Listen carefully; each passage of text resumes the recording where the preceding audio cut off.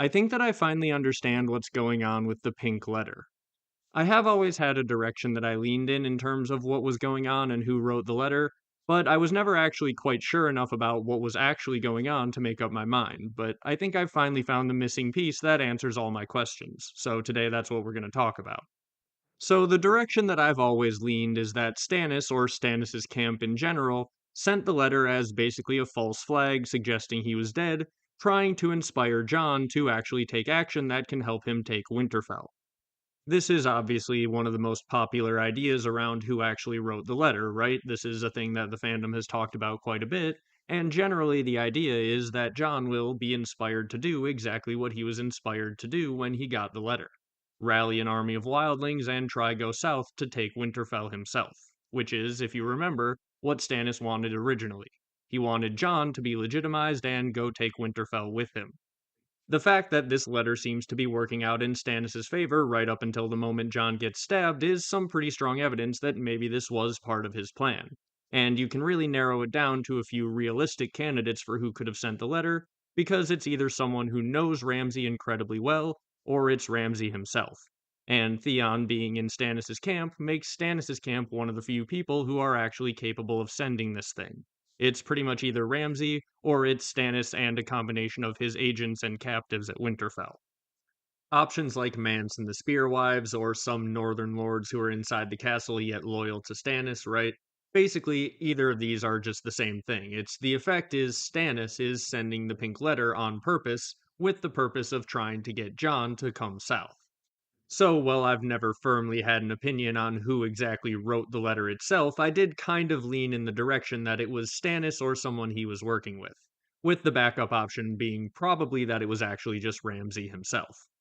So I really hadn't thought about the pink letter mystery in a super detailed way in quite a while, but I did notice recently when Quinn the GM put out a video talking about how Theon wrote the pink letter, and I actually think he makes a really strong case in that video, and I would recommend you check it out.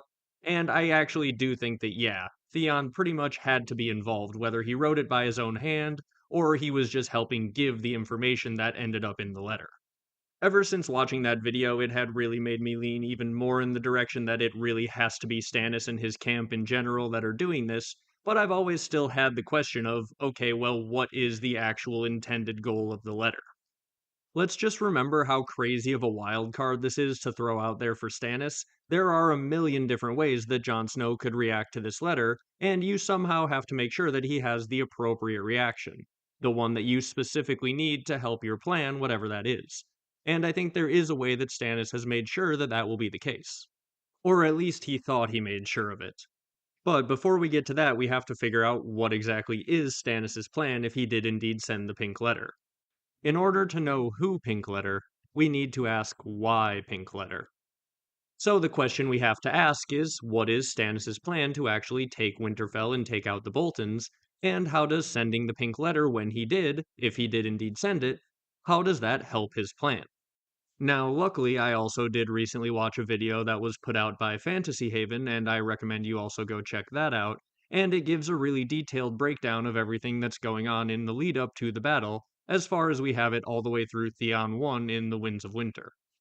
I assume that most of you know this by now if you're watching my channel, but yeah, we do have several sample chapters of the Winds of Winter, and Theon 1 gives us a lot of information that I think is pretty relevant to the whole pink letter mystery. Specifically, in that chapter, Stannis is telling one of his men to go and buy sellswords with some loan money that he just got from the Iron Bank. And he says that you may hear rumors of my death, but you need to go get those sellswords anyway. So this is pretty interesting that Stannis suggests that there may be rumors of his death that get out, especially if he is indeed about to send a letter that says that he's dead. It's also obviously the case that Stannis is still alive apparently as of the beginning of the Winds of Winter. So this tells us either that the pink letter was lying about Stannis being dead, or at the very least that these chapters are not happening directly in order, which is a thing that George definitely does. He has POV chapters that don't necessarily appear in chronological order, and it would seem that the beginning of Theon's story in the Winds of Winter comes before the end of Jon's story in A Dance with Dragons.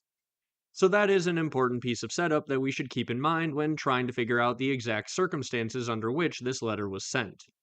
So I'm not going to go into it as detailed as what Fantasy Haven does in their video, But I do think one thing that's made pretty clear by all of the lead up to what's going on here is that Stannis is a thinking military commander who's gonna have some sort of plan.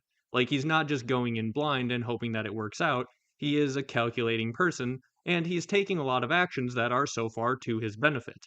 He is fighting an uphill battle trying to siege Winterfell in the middle of winter with a ragtag army, but he is taking a lot of steps that seemingly could shift the balance in his favor.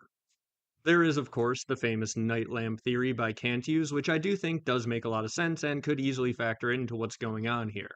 The idea is that by using a false beacon and some holes cut in one of the lakes near where Stannis is staying, he could trick the Frey soldiers into marching into a lake, the ice breaks, and they lose a giant chunk of their army, allowing Stannis to turn the tides of this battle and win it potentially in secret, with Ramsay having no idea what just happened. And just as a little reminder, what's going on is that Stannis is parked between two lakes in the Crofters village and they're staying there for now. And Ramsay has gotten a map of the Crofters village, so he's sent out some soldiers to attack and basically just crush Stannis before he can even siege the castle.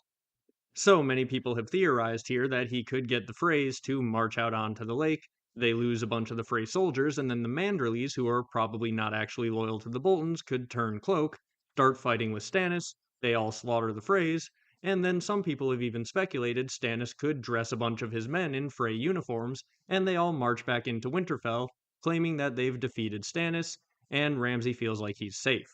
Only then for them to eventually betray Ramsay from inside the castle and open the gates, allowing Stannis to come in.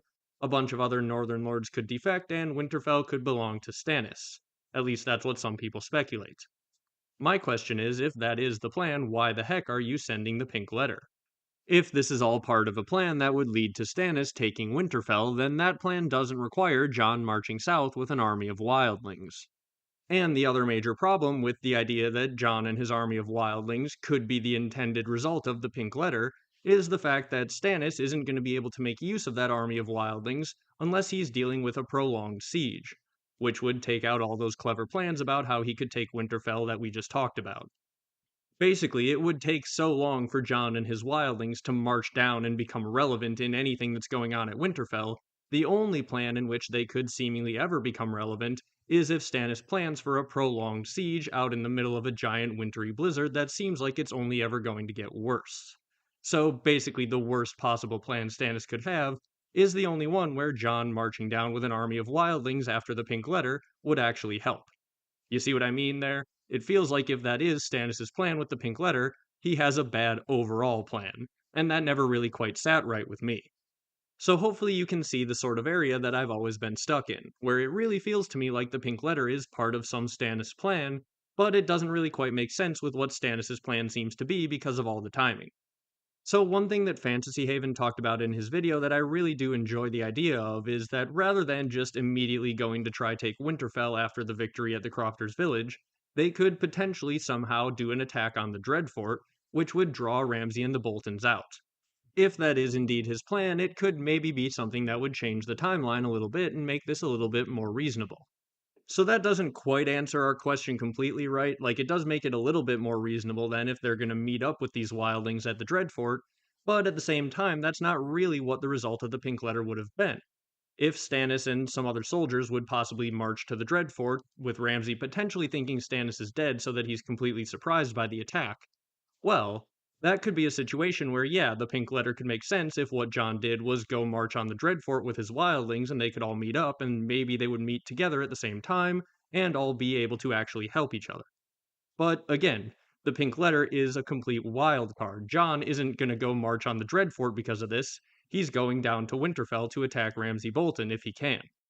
So I still definitely felt like I had some unanswered questions, but this did feel a step closer at least to a reasonable solution to this whole mess in my mind. So, with all of that stuff sort of kicking around in the back of my mind regarding the context of the pink letter, I was actually asked about the pink letter recently on a live stream, and I didn't really have a good answer, but I did start to think about it a little bit more after the live stream, and within the context of some of the things that we were discussing on that recent live stream, suddenly it hit me like a ton of bricks what's actually going on with the pink letter, and how it can possibly fit into a coherent, reasonable plan by Stannis and Melisandre that could lead to actually taking Winterfell. Also, like some of my favorite theories, it's just something that once I realized it, it feels like it's just so obvious in hindsight and the setup is all right there. I can't believe I didn't see it earlier. I've been talking about this missing piece for months now on the channel, and I didn't even think about how it applies to the pink letter. So I'll give you a chance to put it together here yourself before I actually give my answer. But what have I been talking about a lot recently on the channel in regards to Melisandre and where she is and what maybe she could be doing in the next book? And also, what exactly did Melisandre do the last time her and Stannis were in a situation exactly like this? Because let's remember, she has had to take a very difficult to take castle in Stannis' name before, and oh, what do you know? That castle was also led by someone who had people inside the castle who were mainly disloyal to them, but it was the single leader of the castle who was holding out the fight, and that leader being taken out caused the castle to surrender to Stannis. Yeah, she birthed a shadow baby. And what has she been trying to get Jon Snow to do with her for all of A Dance with Dragons? She's been trying to get him to birth a shadow baby with her. So, she's been slowly seducing Jon, she's been building up his trust, and right before Jon gets stabbed, when he reads the pink letter, one of the things that he's thinking is, I need to go talk to Melisandre. Melisandre was right. If he had gone to talk to Melisandre before he had gotten himself stabbed, I think her offer to him was going to be, hey, if you take this power that I've been offering you this entire book, we can take out Ramsay Bolton without you having to give up your duties here on the wall. Sleep with me, birth the Shadow Assassin, target it at Ramsay Bolton, and we can take him out without you ever having to lift a finger. This is the perfect offer to make to Jon Snow. It allows him to keep his vows to the Watch, other than the one about, sleeping with a woman, but he's able to take out Ramsay, which the pink letter has fully motivated him to do.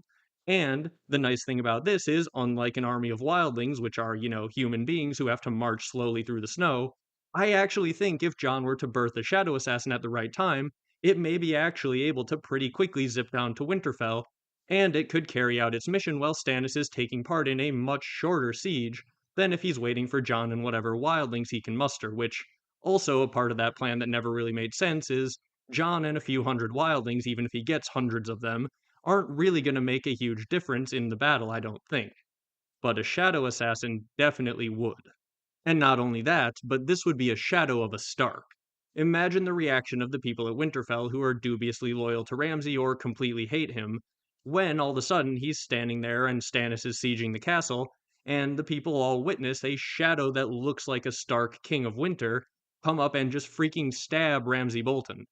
That castle is going to fold faster than Storm's End did when Courtney Penrose was killed. A shadow of a Stark King of Winter coming and murdering the Boltons as Stannis sits there proclaiming that he has the gods on his side and a magical sword and sorcery behind him. Yeah, that's definitely going to prove his case. And again, what does Melisandre always do to help Stannis' cause? She makes it look like he's got sorcery and the gods on his side. So, with the appropriate timing, and a shadow baby born by a Stark targeted at Ramsay Bolton, probably provoked by the pink letter as the signal to go do this now, Mel, well, that would be something that would allow the pink letter to actually make some sense and allow the timing to work in a way that I think it just all really fits. And again, let's remember, this is the thing that Melisandre does when Stannis is facing these issues. When it was Stannis versus Renly, she pulled out the Shadow Assassin. When he needed to take Storm's End and Courtney Penrose was standing in the way, she brought out the Shadow Assassin. So now that he has no chance of winning a realistic siege against the Boltons, what's she likely to do? Well, I think she's going to break out the Shadow Assassin and make Winterfell fall the exact same way that Storm's End did. Now, there is one problem that some of you may be noticing with this plan, and it is something that's highlighted in what she had to do at Storm's End. Because Davos had to smuggle her within the walls of Storm's End because it's protected by old magical spells. And I think we have every reason to believe that Winterfell is also protected by those spells. So how could Melisandre possibly expect this plan to work? Well, I think there are a few solutions, so let's go through them. We'll start with the least likely options and work our way up to what I think is most likely the case. But I think there is some chance, maybe, that Melisandre knows that Winterfell is broken by Ramsay because they always talk about Winterfell being broken. They talk about how Ramsay completely destroyed it, and even when they're going back to like get ready for the wedding to Arya, Ramsay's like, "Why are we going to get married in a ruin?" That place is completely destroyed. So, if Ramsay destroyed the walls enough, could he have, maybe destroyed the magical barrier within them? I think it's unlikely, but maybe. It would be pretty darn funny if Jon's shadow is just able to walk into Winterfell because of the damage that Ramsay did to Winterfell and kill Ramsay. That would be like some sort of magical Winterfell based cosmic justice that I could see actually maybe working out. So put that one on the list, but as I said, I think that's the least likely option. There is another option that I also think is pretty much about the same likelihood, maybe even a little bit worse actually now that I think about it.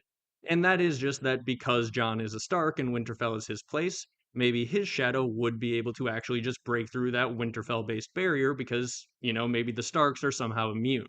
I could definitely see something like that, but again, that's probably on a similar level of like it's not incredibly well set up, but it could definitely work, and it could be something that we would piece together as to, like, why it worked. But, again, it feels like Winterfell is set up to have these magical barriers, so, like, a sort of cheap out way around that doesn't quite work as well to me as the next solution that I think is actually probably the most likely. This is where we bring up that missing piece that I think Fantasy Haven had a good point about. If they could go and attack the Dreadfort, this could potentially draw Ramsay Bolton out. And if they were able to time it right and draw Ramsay Bolton outside of Winterfell, whether it's via an attack on the Dreadfort or just, any other way that they could possibly get Ramsay himself to leave the walls, well, they could have him killed by this shadow assassin outside the walls of Winterfell and in front of his entire army who could witness this, and then Stannis could do the thing of, yeah, the ancient Stark kings of winter are on my side. The shadow of a Stark just killed the Boltons. Ride with me. I own Winterfell now. The gods are on my side. The old gods, the fire gods. Let's go.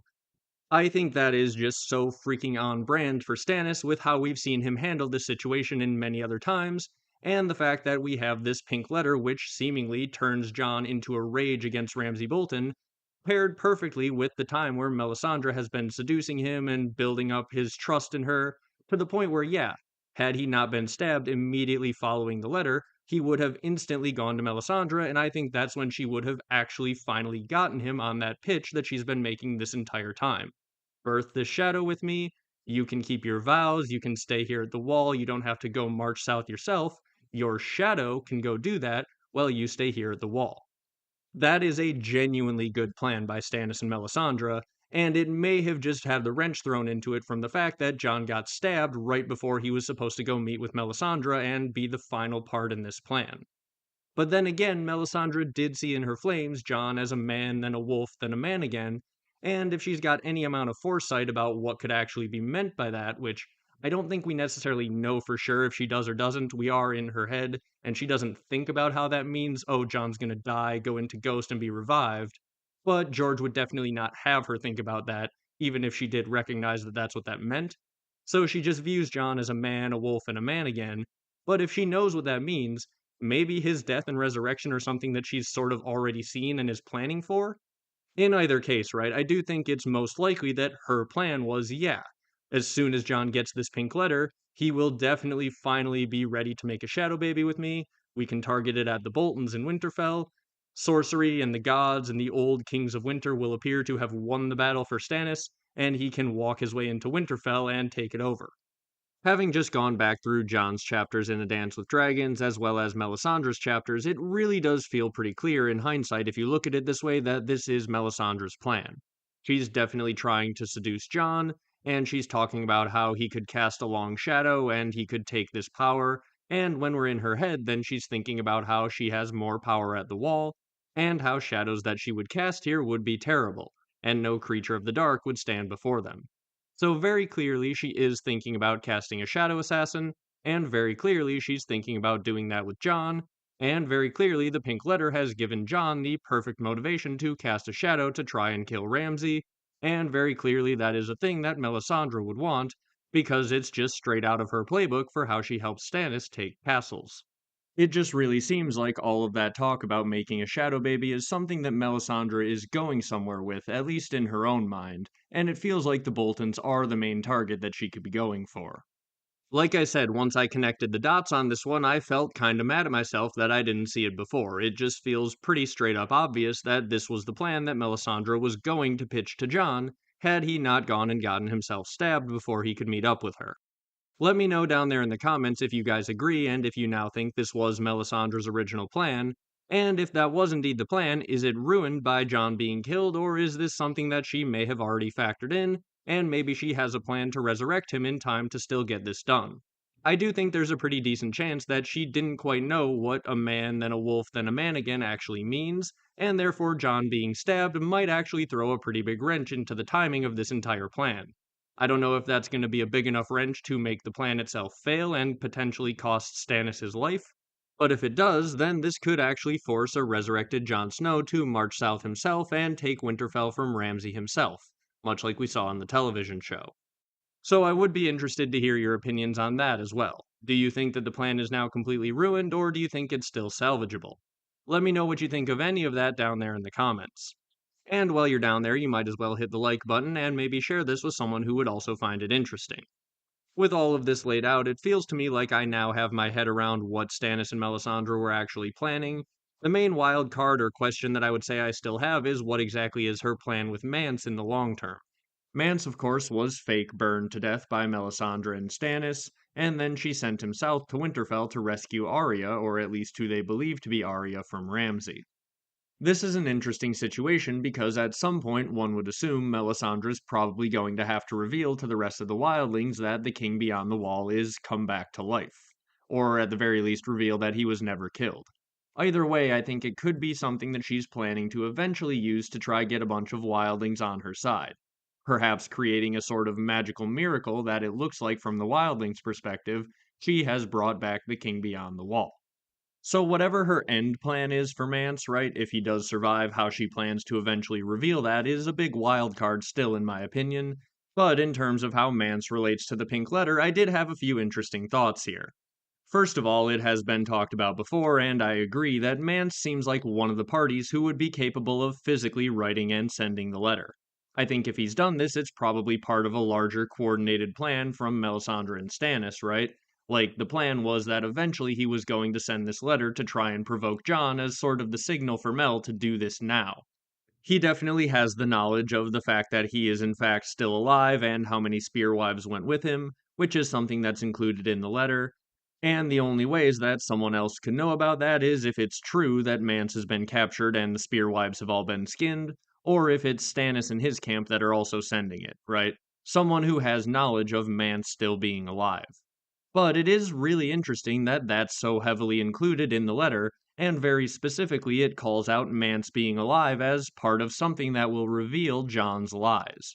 And this is actually something that I think is kind of interesting about this letter, what it may have been intended to actually make Jon do.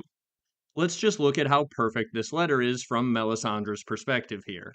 Basically, if you want Jon to immediately go to Melisandre after reading this letter, well, a great thing to do is to prominently include the reveal of a major secret that only Jon and Melisandre are aware of. If Jon's gonna not read the letter out loud and go talk to anyone in confidence about this, he has to go to Melisandre because she's the only one aware of this major secret that is revealed in the letter. Obviously, Jon is a little bit more reckless when he actually gets the letter, but I think it's a reasonable assumption to make that if you have an inside secret with one other person, and you prominently reveal that secret in a major letter, that person is probably going to come to you first because you're the only one they can talk to about the secret and all of the details of what's going on without further revealing the secret that they're in on. So that's one way that I think this letter is directly designed to make Jon go immediately to Melisandre without telling anyone else. Again, a thing that backfired. But another really interesting thing that I think hints at this direction is the first thing that it tells Jon in the letter is, hey, I have Stannis' magic sword, go tell his red whore. So literally the first thing that the letter does is say, hey Jon, go talk to Melisandre about this, and then later on in the letter, it reveals a bunch of secrets that I think Melisandre would have probably assumed Jon would not tell to anyone but her. This pink letter was meant to make Jon and Melisandre have a secret meeting. The combination of the fact that Stannis' agents could have definitely written the letter, and the fact that Stannis was telling Justin Massey that he may hear rumors that Stannis is dead, and the fact that it just works so well for Melisandre how the letter is worded, yeah, all of this comes together to make this really feel like it is part of their plan. We can see as Jon reads the letter in his own head, he is fully coming around to thinking Melisandre is right, And as I said before, right before he gets stabbed, he's thinking about how he needs to go talk to Melisandre. So if Jon had just been, 30% less reckless in that moment, and not revealed anything within the letter to anyone else until after he talked to Melisandre, I think this plan would have probably worked perfectly and the story would be going very differently. We may have ended A Dance with Dragons with a Shadow Baby assassin departing from Castle Black heading towards Winterfell. But instead, Jon decided to read the letter out loud, and we all know how that ended up.